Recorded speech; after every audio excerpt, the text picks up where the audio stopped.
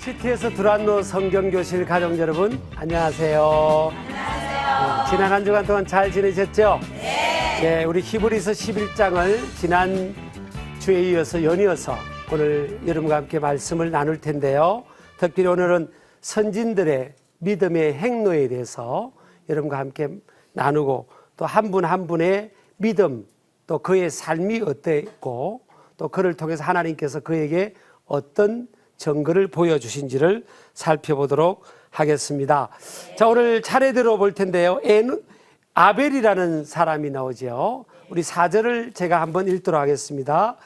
믿음으로 아벨은 가인보다 더 나은 제사를 하나님께 드림으로 의로운 자라 하시는 증거를 얻었으니 하나님이 그 예물에 대하여 정언하심이라. 그가 죽었으나 그 믿음으로서 지금도 말하느니라.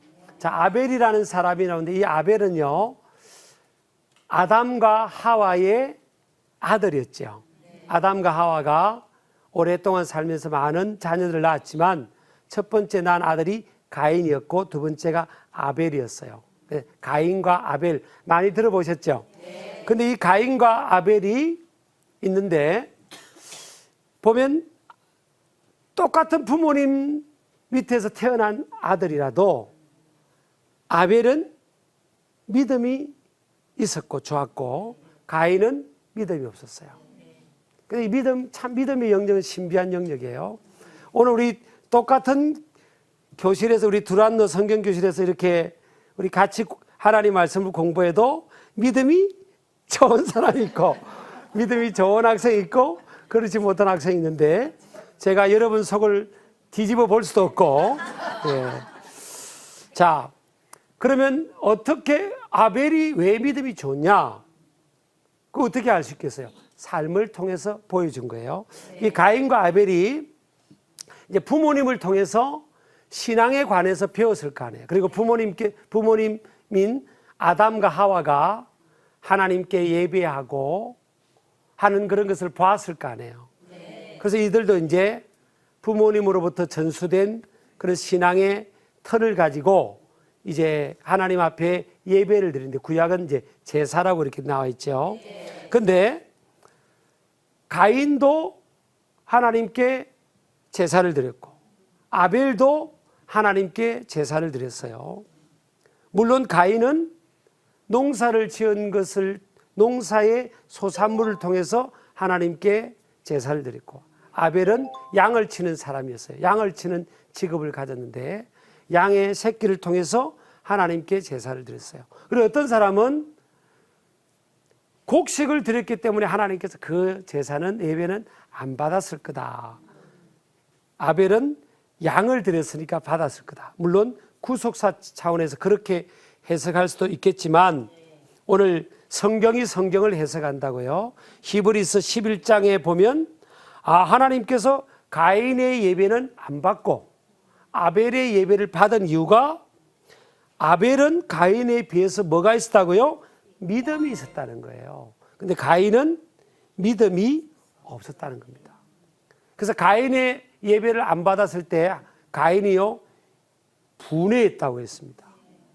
믿음이 있는 사람은 뭐예요? 자기 예배가 거절당하면 내가 하나님 앞에 뭘 잘못했을까 하고 점검하잖아요. 근데 가인은 믿음이 없었기 때문에 막 화를 내고 분노하고 막 그랬다는 거예요.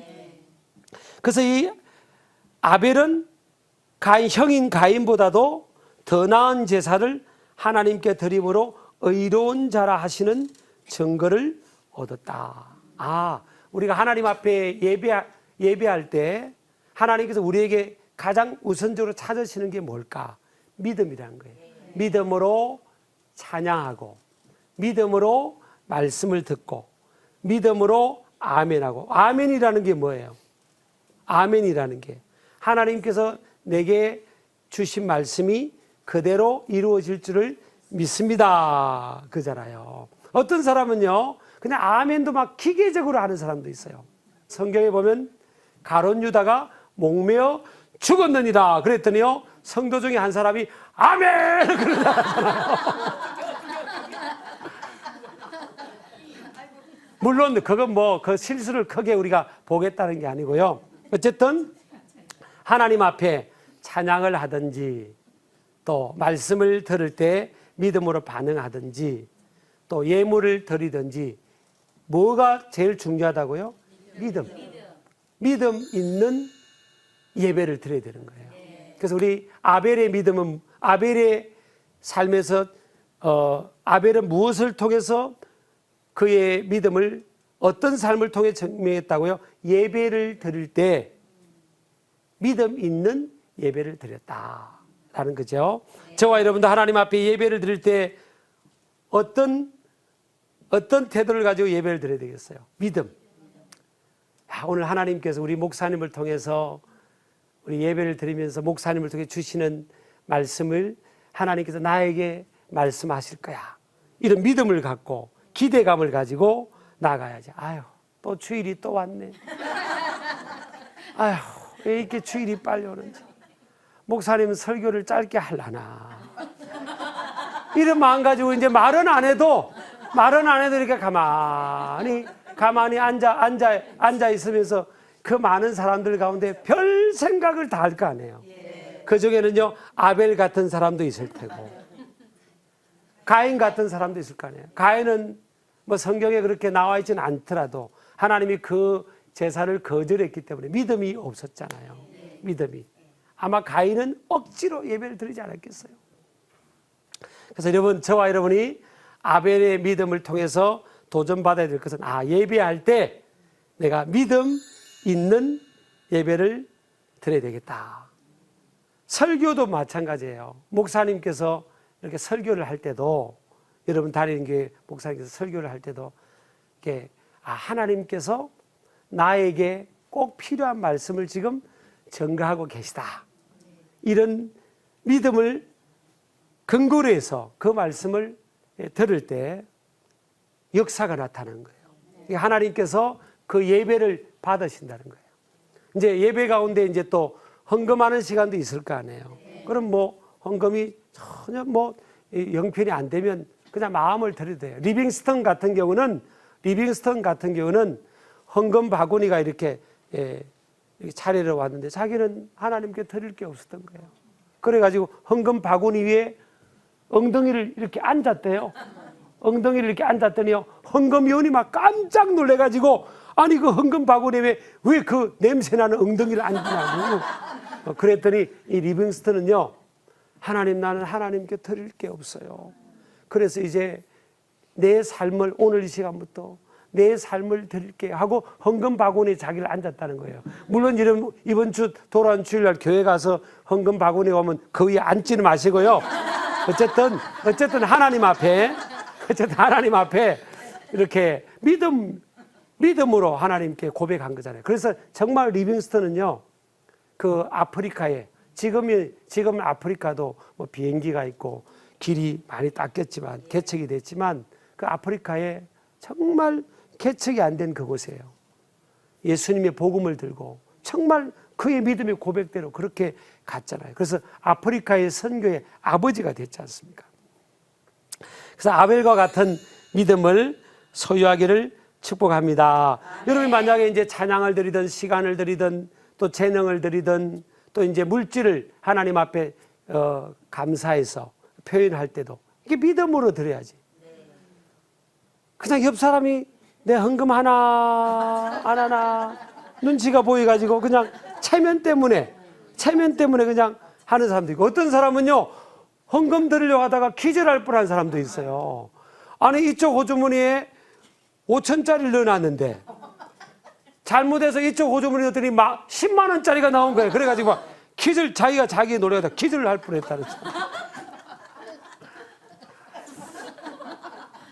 우리가 예전에는요, 이게 교회에서 이게 헌금 시간을 가질 때 내게 있는 모든 것을 아낌없이 드리네, 그 찬양을 많이 불렀어요. 내게 있는, 그래서 어떤 사람은 그러잖아요. 내게 있는 모든 것을 10만 원짜리 아낌없이.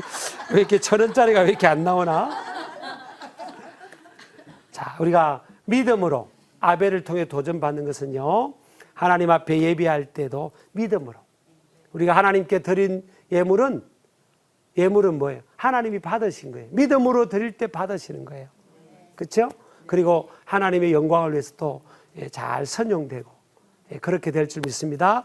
저는 제가 개인적으로 제 이야기를 좀 하자면요, 신학교 때 참 가난했어요. 가난한 신학생이 있어요.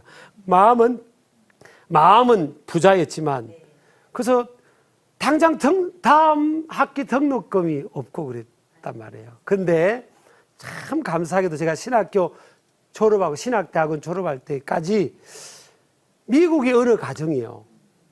미국의 어느 가정인데 이름 모를 가정이에요. 그 이름도 가르쳐 달라니까 안 가르쳐 주더라고요. 이름 모를 그 가정에서 저에게 등록금의 절반이 해마다 매 학기마다 이렇게 후원이 됐어요. 근데 저는 아직까지 그 가정이 누군지를 모르죠. 그분은 뭐예요? 믿음으로 하나님 이 장학금이 아마 그분에게는 저의 인포메이션이 전달됐을 수도 있겠죠. 한국의 어떤 학교의 신학교의 어떤 신학생인데 그 신학생이 이렇게 당신이 이렇게 헌금한 것이 그 학비로 후원이 됩니다. 그래서 목회자 한 명을 키우게 될 것입니다. 아마 그렇게 인포메이션이 갔는데 아마 그 인포메이션에 그 신학생은 코가 좀 큽니다. 그런 건 없었을 거예요.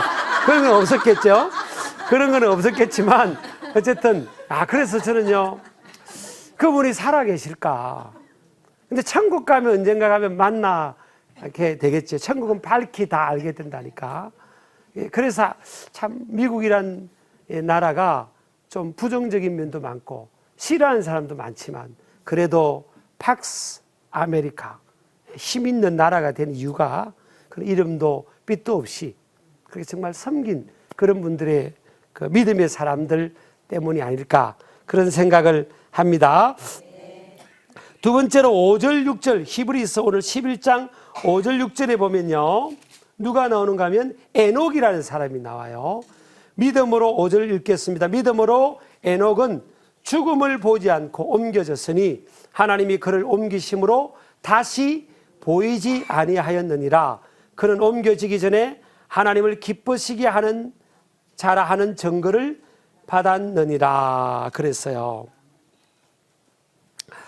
자, 이 에녹이라는 사람이 나오는데요, 에녹은 365세에 예전에는 노아 홍수 전에는요, 인간의 수명이 굉장히 길었잖아요. 공해도 없고 해서 오래 길었는데 365세에 그런 죽지 않고 죽음을 맛보지 않고 하나님 앞에 들림을 받아서 올라갔어요. 엘리야라는 선지자도 회리바람을 타고 들림을 받았잖아요. 근데 이 에녹이 보면 창세기 5장 22절에 보면 머두셀라를 낳은 후 300년을 하나님과 동행하며 자녀들을 낳았으며 그랬습니다. 이 에녹이요, 몇 살 때 머두셀라를 낳았는가 하면 65세의 머두셀라를 낳는 거예요. 그러니까 여러분, 결혼을 몇 살 때 했는지 몰라도 아이를 일찍 낳은 건 아니죠. 그렇잖아요. 그러니까 이 에녹이 우리 에녹의 삶을 유추해 본다면 아이를 놓고 지금 300년을 하나님과 동행하고 그 다음에 365세 하나님께서 그를 데려가셨잖아요. 365세까지 이 땅에서 살은 거예요. 그리고 65세에 나왔으니까 에녹은 언제부터 하나님과 동행한 거죠? 머두셀라라는 자녀를 낳고 자녀를 결혼하고 자녀를 그렇게 기다리다가 하나님께로부터 자녀를 받은 거예요. 그때부터 에녹은요, 진짜 믿음을 갖게 된 거죠. 그러니까 하나님과 그때부터 동행하는 믿음, 쭉정이 믿음, 이렇게 육신적인 믿음이 아니라 하나님과 동행하는 믿음을 가진 거예요. 여러분, 우리가 자녀를 키우는 일이 힘들어요? 힘 안 들어요? 힘들죠. 내 힘으로 잘 키울 수 있어요? 못 키워요. 네, 그죠? 아이고, 참, 자식 농사는 마음대로 안 되잖아요. 그래서 내 마음대로 안 되는 일, 이 머두셀라라는 자녀를 하나님께부터 노아가, 에녹이 받아서 키우면서 내 힘으로 안 되잖아요. 힘으로도 능으로도 안 되는 게 자식 아니에요. 그래서 그때부터 누구를 의지하는 거예요? 하나님을 의지하는 겁니다. 내 힘으로 안 되는 일을 통해서 우리는 뭐예요? 인간의 한계를 느끼잖아요. 나의 한계, 제한성, 연약성, 그것을 우리가 깨닫는 거예요. 내 힘으로 다 되면 뭐예요? 눈에 안 보이는 하나님, 절대자 하나님을 의지하려고 인간은 하지 않아요. 그래서 인간은 하나님께서 뭐예요? 살아가면서 한계를 깨닫게 되는 거예요. 고난이라는 큰 바위를 만날 수도 있고, 터널을 만날 수도 있고, 자식이라는 강적을 만날 수도 있고, 세상에 그렇게 나한테 잘해줄 것 같았던 남편이라는 강적을 만나고, 우리 인생의 강적들이 너무 많은 거예요. 에녹에게는 머두셀라가 강적이었잖아요. 저와 여러분의 삶의 강적이 누구예요? 여러분, 어떤 분은요, 포기하지 않는 한 가지가 있어요. 여든이 된 어떤 할머니를 제가, 연세가 있는, 요즘 여든도 할머니라고 하면 싫어하더라고요. 여든 대신 어떤 분을 제가 아는데, 그분이 아직까지 포기하지 않는 게 뭔가 하면요, 남편을 변화시키려고, 바꾸려고. 그러니까 여덟이 됐는데도 끊임없이 남편에게 따따따따따따따따따따 하는 연세가 있는 분이 계세요. 그래서 남편이 바뀌었게요? 안 바뀌었게요? 아내의 바가지를 듣고 변화된 남편은 이 인류 역사상 한 명도 없다잖아요. 그거로 바뀌는 게 아니잖아요. 그래서 인간은요, 우리가 살아가면서 내 인생의 강적을 만나는 겁니다. 그때 비로소 뭐예요? 내 힘으로 다 할 수 있을 것 같은데 내 힘으로 할 수 있는 게 별로 없는 거예요. 여러분, 신학생 때 있잖아요. 저는 이제 지금 신학생은 아니잖아요. 20대 초반 20살에 까까머리로 이제 신학생이 되고, 신학생 때는요, 신학생들에게 묻습니다. 너 앞으로 목회를 하면 몇 명을 목회할 것 같으니? 그럼요, 제일 작게 말하는 애가 3만 명. 막 대부분 막 3만 명 하면, 아야, 어떻게 목회하는데 3만 명 그거밖에 안 하니? 한 50만 명 이렇게 해야지. 다 그래요. 근데 막상 이제 목사 안수를 받고 목회를 하다 보면 3만 명은 그냥 한 사람을 감당하기도 벅찬 자기를 깨닫는 거예요. 그때 무릎을 꿇는 겁니다. 야곱도 보면요, 성경의 야곱도 하나님 앞에 무릎을 꿇었다는, 기도했다는 게 없어요. 그래서 그 인생의 강적을 누구를 앞에 딱 만나게 해준 줄 아십니까? 형 에서. 20년 동안 형이 동생 야곱을 죽이려고 하니까 부모님이 살던 고향을 야곱이 도망 나와가지고 20년 동안 못 가는 겁니다. 여러분, 20년 동안 부모님이 살던 곳을 내가 못 간다고 생각해 보세요. 야곱이 힘들겠어요. 이제 20년쯤 돼가지고 야곱이 돈도 많이 벌고 이제 자식도 거느리고 이제 이쯤 되면 고향에 가면 형이 나 받아주겠지 했더니 웬걸요? 400명의 군사를 거느리고 군사를 빌려가지고 이 형이 에서가요, 야곱이 온다는 소식을 듣고 막 달려오는 겁니다. 그러면 400명 군사를 빌려서 거느리고 동생을 맞이하러 오면 동생을 환영하러 오는 거예요? 죽이려고 오는 거예요? 죽이려고 합니다. 세상에 20년이 지났는데 어떻게 형의 마음이 안 풀리죠? 이건요, 그 속에 우연이 아닌 하나님의 섭리가 있는 거예요. 왜? 야곱으로 하여금 자기 한계를 알게 하려고. 그래서 야곱이 그때 야복강이라는 그 나루대, 야복강 나루에서 무릎을 꿇습니다. 하나님 앞에 항복을 하잖아요. 인간은 다 내 힘으로 할 수 있는 것 같잖아요. 여러분 결혼 전에 어땠어요? 내가 결혼해서 좋은 가정도 가꾸고 자식은 그냥 잘 키우고 그냥 다 애서 대학 다 보내고 그냥 그죠? 남편 다 출세시키고 내 힘으로 돼요, 안 돼요? 안 되잖아요. 그래서 인간은 그때 비로소 하나님 앞에 무릎 꿇고 하나님을 인정하기 시작하는 겁니다. 자, 에녹이요 언제부터요? 머두셀라를 낳고 키우면서부터 비로소 그전에는 쭉정이 믿음이었는데 그때부터 비로소 뭐예요? 하늘로 성천할 때까지 300년 동안 하나님과 동행하는 겁니다. 하나님을 의지하며 사는 거예요. 저와 여러분도 어떤 사람은 그럽니다. 이게 자녀를 키우는 어떤 부모님이 말을 듣든 또 우리가 보편적으로 보고 얻어 터지고 정신 차린 사람 있잖아요. 그죠? 그러기 전에요. 저와 여러분은 좋은 말 할 때 우리 하나님 앞에서 빨리 철드는 거예요. 벼도 익으면 고개를 숙이잖아요. 안 익으면 뻣뻣하게 들잖아요. 자기가 최고인 줄 알잖아요. 내 힘으로 다 할 수 있는 것 같고 천만의 말씀이에요. 우리가 돌아보세요. 이제 저나 여러분쯤 나이가 되면 우리 두란노 성경교실에 앉아있는 우리 학생들이나 저쯤 나이 되면 뭐예요? 이제 인생이 조금 철들 때가 됐잖아요. 이 나이에 철 안 되면 그건 대책이 없는 거예요. 그렇잖아요. 이제 그래, 아유 내 힘으로 안 되네. 내가 다 한 것 같은데 보면 열매가 별로 없잖아요. 그래서 우리는 뭐예요? 하나님 앞에 머리를 숙이는 겁니다. 밀레의 만종, 그 농사 짓는 그 부부가 하나님 앞에 그 저녁에 겸손하게 머리를 숙인 것처럼 우리도 머리를 숙이는 거예요. 그때부터 이제 뭐예요? 하나님과 동행하는 삶을 살게 되는 것입니다.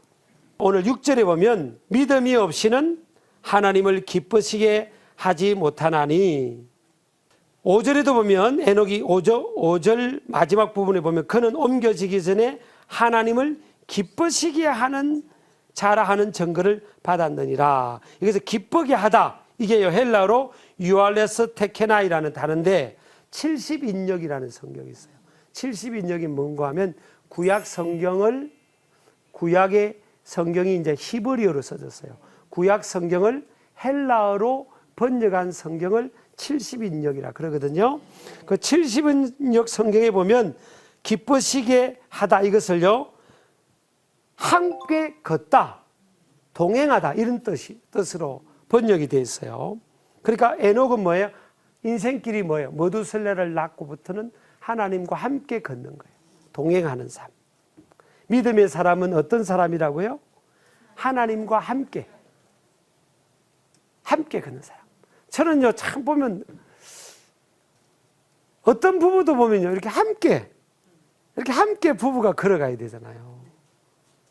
근데 어떤 집은 뭐 남자는 저 앞에 가고 부인은 저 뒤에 가고 이렇게 같이 갈 때 여러분 이 시너지 효과가 큰 거예요. 둘이 하나 되어서 같이 가는 거예요. 나 혼자가 아닌 하나님과 함께 걷는 길.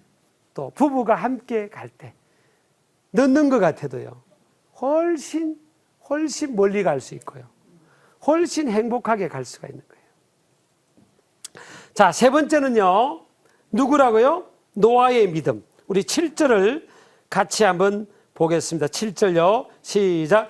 믿음으로 노아는 아직 보이지 않는 일에 경고하심을 받아 경외함으로 방주를 준비하여 그 집을 구원하였으니 이로 말미암아 세상을 정죄하고 믿음을 따르는 의의 상속자가 되었느니라. 여기서 노아는 뭐에 보이지 않는 일에 경고하심을 받아 경외했댔죠. 하나님을 경외함으로, 헬라로 율라 베데이스라는 다른데 두려워하며 존경하다. 70인역 성경은 관심을 가지다 그랬어요. 하나님을 두려워함으로 하나님께서 뭘 만들라고 했죠? 방주는 키보톤이라는 단어인데 히브리어는 테바 이런 단어입니다. 갈대 상자, 나무 상자 이런 뜻이에요. 모세도 갈대 상자 안에 들어가 있을 때 목숨을 부지했잖아요. 그러니까 방주 안에 들어간 사람만 홍수로부터 피할 길을 얻고 구원을 받았잖아요. 이 방주는 오늘날로 말하면 영적으로 하면 교회죠, 교회. 자, 그래서 노아가요, 그 방주를 지은 겁니다. 홍수도 없고 비도 안 내리는데 하나님께서 방주를 지어라. 그 방주를 모양까지 다 이렇게 하나님께서 설계까지 해줘서 방주를 지으라고 한 거예요. 자, 그때 방주를 큰 배를 짓고 있을 때 사람들이 물었을 거 아니에요. 자, 노아 씨, 왜 방주 지으세요? 하나님께서 물로 세상을 심판하신대요. 빨리 방주를 지어야만 된대요. 그리고 이 방주 안에 들어간 사람만 구원을 받는데요. 그런데 사람들이 말해요. 정신. 오늘날도 이러면 똑같습니다. 예수님을 구세주로 믿어야 된대요. 예수님을 믿고 주님의 몸된 예수님의 몸인 교회에 가서 믿음 생활을 해야 마지막 심판 때 구원을 받는대요. 그럼 사람들이 말해요. 맞아. 나도 예수님을 믿고 구원 받아야지. 그러겠어요? 아이고, 나는 뭐 심판도 모르고 관심 없어요. 관심 없다고 그러잖아요. 오늘날도 다 그런 거예요. 노아가 큰 배를 짓고 올 때 사람들이 말해요. 아유, 저거. 예? 제정신이 아니구나. 정신이 없네. 그럴 거 아니에요. 오늘날도 여러분, 예수님이 우리 인류의 구세주입니다. 예수님을 믿어야 구원받습니다. 예수님이 길과 진리와 생명이 됩니다. 천국 가는 길은 예수님으로 말미암습니다. 그러면 뭐예요? 사람들이 아멘 하겠어요? 세상에는 더 많은 사람들이요. 관심 없어요. 나는 관심 없어요. 그러잖아요. 그럼에도 불구하고요. 노아는 외로웠겠어요? 안 외로웠겠어요? 외로웠죠. 그 믿음의 길은요, 사실은 고독한 거예요. 그렇지만 노아는 꿋꿋하게 그 오랜 시간 동안 방주를 그 자녀들을 설득해 가지고 그 방주를 믿음으로 지은 거예요. 순종한 겁니다. 그래서 비가 내렸잖아요. 이제 갑자기 비가 내리고 홍수가 났을 때 노아와 그 가족들 그리고 그 방주 속에 들어갔던 짐승들만 생명이 보존을 받았잖아요. 예수님이 다시 재림하실 때는 그때는 구원의 문이 닫히는 거예요. 그때는 이미 늦은 거예요. 그래서 저와 여러분이요, 많은 사람들 그래서 이 구원의 방주가 되는 예수님 품으로 우리가 인도를 해야 될 줄을 믿습니다. 아멘. 자, 노아에게 있어서는 믿음이라는 게 뭐죠? 순종하는 거죠. 방주를 오랫동안 짓는 순종인 겁니다. 믿음이라는 게 뭐예요? 순종인 겁니다. 또 노아에게는 뭐예요? 믿음이라는 게 뭐죠? 방주 안으로 들어가는 겁니다. 방주 안으로 비가 안 왔을 때도 방주 안으로 들어간 거예요. 들어가고 방주 문이 닫히고 나니까 홍수가 내렸잖아요. 자, 방주 안에 이제 우리가 생각해 봅시다. 방주 안에 여러 달 동안에 방주 안에 있는데 방주 안에는 각종 짐승들이 쌍쌍이 그 방주 안에 들어왔어요. 그리고 노아와 가족들도 방주 안에 있어요.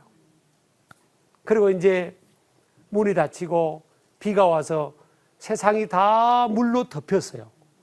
방주가 이제 이 물살을 따라서 떠내려가면서 막 이렇게 흘러갈 거 아니에요. 그 안에서 오랜 동안 몇 개월 동안 이제 방주 안에 있었단 말이에요. 그러면 짐승들이 그 속에서 잠만 자고 있겠어요? 시끄러운 소리 내겠어요? 그 짐승들이 한두 종류가 아니잖아요. 기는 짐승, 날아다니는 짐승, 각종 짐승들이 그러면 소리를 내면 시끄러울 거 아니에요. 그렇죠? 그러니까 여러분 오늘날도 아까 방주가 뭐라고 했죠? 교회. 교회는요 각종 사람들이 모이는 겁니다. 어떤 사람들은 오해를 합니다. 아니 교회 다니는 사람이 그러냐고. 아니 교회 다니는 사람이 어떤 사람인데요? 교회 다니는 사람이 도를 통한 사람입니까? 아니에요. 죄인들이 자신의 죄를 인정하는 연약한 죄인들이 모인 곳이 교회잖아요. 물론 좋은 말씀을 듣고 믿음이 좋아져서 확 변화된 사람도 있고 다니면서 이렇게 믿음이 이렇게 조금씩 자라서 믿음이 약한 사람도 있고, 그렇지만 교회는요 사람들이 모입니다. 사람들이 모이면 다 사람 냄새 나는 거예요. 그래서 교회 여러분 신앙생활은 사람 보고 하는 거 아니에요. 사람이 많은 곳은요 시끄러운 소리가 나는 거예요. 또 그 사람만 있는 게 아니라 그 방주 안에는 많은 각종 짐승이 먹겠죠? 먹으면 뭐가 나와요? 배설물도 나오잖아요. 죄송하지만요. 배설물도 나오면 한두 짐승이 배설했겠습니까? 각종 짐승들이 배설해서 세상에 며칠만 그거 안 치워도 냄새 나는데 몇 개월을 그랬으니 그 속에 냄새가 향긋하겠어요? 어떻겠어요? 말로 할 수 없는 것도 말로 할 수 없어요. 그러니까 여러분요, 사람이 많이 모인 곳은요, 냄새 나는 거예요. 그래서 교회도 보면 절대 사람 보면 안 돼. 사람은 다 연약한 존재. 예수님의 보혈로 용서받았을 뿐이지 다 연약한 죄인이에요. 저와 여러분이 연약한 죄. 그래서 여러분 이 인간관계는요 불가원하는 게 나아요. 너무 사람을 가까이 저 사람은 참 인상도 좋아, 웃는 모습도 좋아, 성격도 좋아. 난 저 사람 항상 가까이 해야지. 너무 가까이 하다가 큰코 다칩니다. 사람에겐 다 고슴도치처럼요 가시가 있는 거예요. 그러니까 적당하게. 이게 믿음 생활은요 사람 보고 하는 거 아니에요. 누구 보고 한다고요? 하나님만 바라보고 믿음 생활 해야 될 줄 믿습니다. 자, 네 번째는요 따라합시다. 아브라함의 믿음. 8절부터 나오는데요, 우리 8절 한번 읽어보겠습니다. 믿음으로 아브라함은 부르심을 받았을 때 순종하여 장래 유업으로 받을 땅에 나아갈 새 갈 바를 알지 못하고 나아갔으며. 자, 어느 날 하나님께서 아브라함에게 말씀하셨죠. 아브라함의 가정이 어떤 가정이라고 했죠? 아브라함의 아버지가 이름이 데라에서 데라의 뜻은요 지체하다 이런 뜻이에요. 지체하다. 그래서 아버지가 그 약속의 땅 가나안까지 가야 되는데 못 가고 그 이름대로 하란에 머물러 부른 거예요. 그리고 이름도 잘 지어야 되겠더라고요. 그래서 이 아버지가 믿음으로 살아야 되는데, 끝까지 믿음으로 살아야 되는데 그냥 생활에 사는 게 각박하고 먹고 살아야 되니까 믿음이 우선이 되지 못하고 끝까지 믿음으로 살지 못하고 중도 포기를 해버린 거예요. 그래서 강 건너편에 우상을 숭배하고 하나님이 아닌 다른 신을 섬기며 살았죠. 여러분요, 우리 가운데도 보면 먹고 살아야 되니까 사는 것 때문에 하나님을 뒷전으로 하고 살아가는 사람들도 꽤 있잖아요. 그죠? 네. 여러분 주일날 교회 가야 되는데 누가 돈을 몇십만 원 줄 테니까 아르바이트 해달라면 그놈의 돈 때문에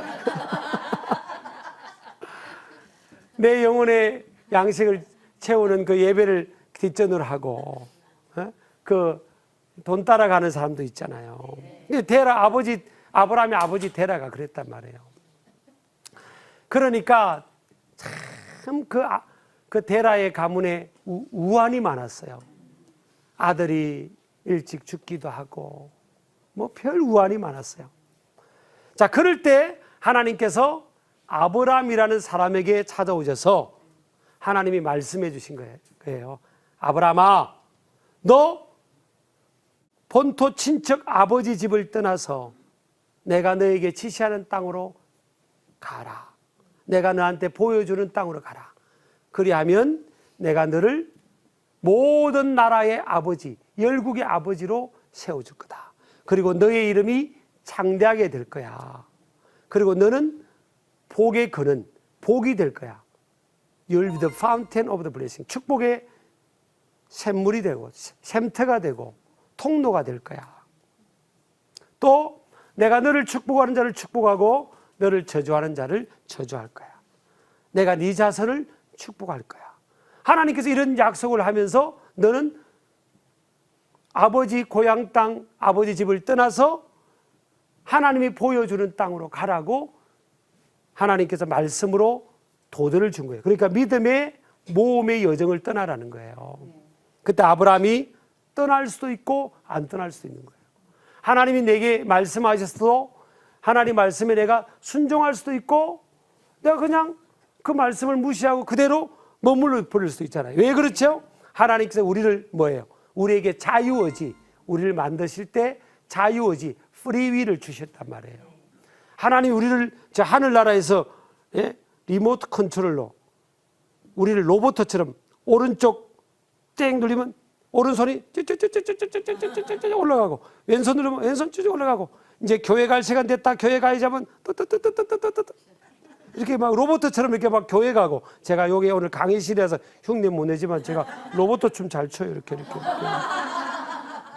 제가 청소년들하고도 잘 어울리거든요.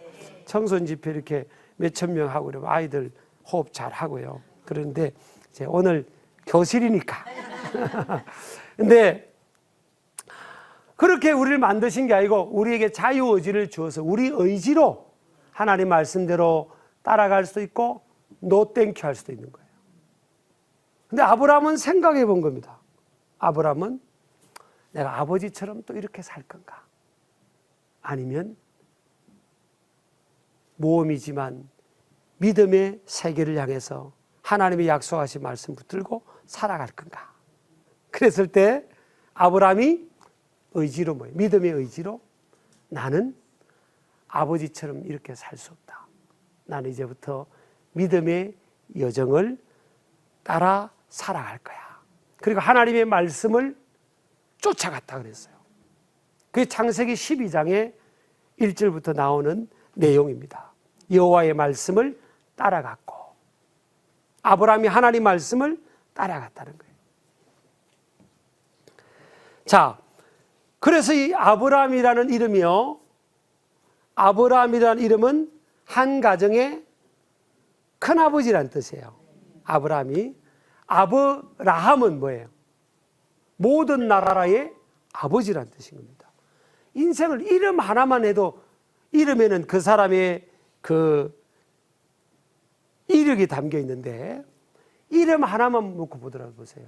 한 가정의 정말 콩가루 같은 그 가정의 큰아버지. 또 똑같은 사람인데 뭐예요? 아브라함 뭐예요? 모든 나라의 아버지가 된 겁니다. 지금 아브라함이 그 말씀에 순종하고 결단함으로 인해서 아브라함은 뭐예요? 그 인생이 완전히 바뀌게 됐단 말이에요. 그 믿음이라는 것은요, 우리의 삶을 정말 하늘과 땅 차이로 바꿔주는 것을 믿으시기 바랍니다. 그래서 저와 여러분이 뭐가 있어야 되겠어요? 이 아브라함과 같은 믿음. 하나님이 내게 말씀하셨을 때 따라가는. 자, 아브라함의 삶 속에 그러면 하나님께서 많은 사람 중에 나 저 한 명만 나를 믿고 의지하고 살게 해야지 다른 사람은 다 필요 없어? 하나님이 그랬겠어요? 하나님은 그렇지 않아요. 하나님은 보편적으로 모든 사람들을 사랑하고 모든 사람을 향한 공평한 사랑과 계획을 갖고 있잖아요. 아브라함에게도 하나님께서 너 본토 친척 아버지 집을 떠나 내가 너에게 지시한 땅으로 가라 했을 거고요. 또 다른 그 아브라함 시대에 살던 많은 사람들에게도 그랬을 거 아니에요.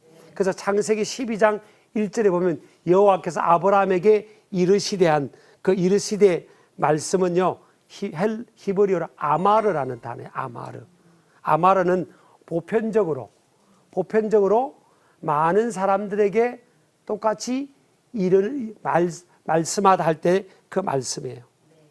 그러니까 여러분 지금 두란노 성경교실이든 여러분 교회 가서 목사님 설교를 듣든 보편적으로 우리가 듣는 거잖아요. 하나님 말씀을 지금 듣는 것을 아마르라고 해요. 히브리어로요. 헬라어는 로고스죠. 근데 창세기 12장 4절에 보면 아브라함이 뭐예요? 아브라함이 여호와의 말씀을 따라갔고 그런 말씀이 나와요. 아브라함이 여호와의 말씀을 따랐고 여기도 말씀이라는 단어가 나와요. 이 말씀은요, 다바르라는 단어, 다바르. 이 다바르라는 단어는 70인역에 보면 헬라로 레마, 하나님의 나에게 주신 절대적 명령. 하나님께서 나에게 주시는, 나한테 말씀하시는, 나한테 약속하신 약속의 말씀이자 명령이구나. 내가 이 말씀을 붙들고 결단하고 하나님 말씀을 이제부터 따라가야 되겠다. 그래서 이제 열국의 아비가 되고, 또 우리 가문이 콩가루 가문이 아니라 이제는 신앙의 명문 가문이 되어야 되겠다. 그렇게 하고 결단하고 아브라함이 나아간 거예요. 이게 지금 히브리서 11장에 이렇게 나온 겁니다. 히브리서 11장에는 아브라함에 대해서 좀 많은 부분을 할애하고 있거든요. 다음 부분에 또 지금 한번 더 나누도록 하겠지만요. 그래서 아브라함이 결단하고 나아간 겁니다. 그래서 아브라함이 아브라함이 되고요. 콩가루 집안이 신앙의 명문 가문이 된 거예요. 저와 여러분도 아브라함처럼, 또 오늘 성경에 오늘 네 사람의 신앙의 위인을 우리 언급했죠. 아벨, 에녹, 노아, 아브라함. 다 공통점으로 뭐예요? 공통적인 게 뭐죠? 믿음이 뭐죠? 머리, 관념, 이론의 믿음이 아니잖아요. 이게 가슴으로 내려와서 삶의 현장으로 용해돼서 그 말씀을 따라 순종하며 살아가는 거예요. 저와 여러분도 이런 신앙의 위인들처럼요, 우리의 삶이, 우리의 믿음이 역동적인 그런 믿음을 소유하기를 주의 이름으로 축복합니다. 감사합니다.